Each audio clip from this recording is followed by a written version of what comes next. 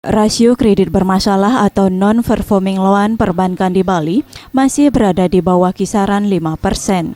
Kendati masih di bawah 5%, angka rasio kredit bermasalah mengalami peningkatan dibandingkan kuartal pertama 2015.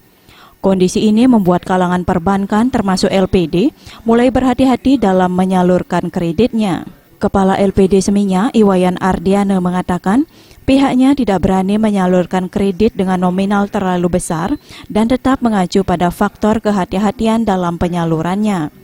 Semenjak perekonomian mengalami perlambatan secara nasional, daya beli masyarakat terus menurun sepanjang tahun 2015 ini. Kondisi ini akan berpengaruh terhadap pelunasan kredit masyarakat. Sekarang ekonomi yang sedang melemah ini, kami antisipasi dalam penyediaan likuiditas saja, Bu. Ya, supaya masyarakat itu tidak terganggu likuiditasnya.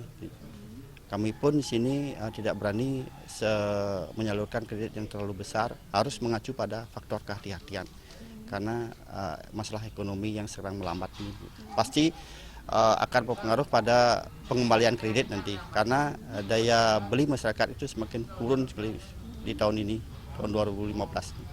Jika penyaluran kredit dilakukan dengan mengedepankan faktor kehati-hatian, berbeda dengan simpanan dana pihak ketiga yang mampu diserap dengan sebesar-besarnya karena penyerapan dana pihak ketiga berupa tabungan tidak terpengaruh oleh melemahnya perekonomian secara nasional.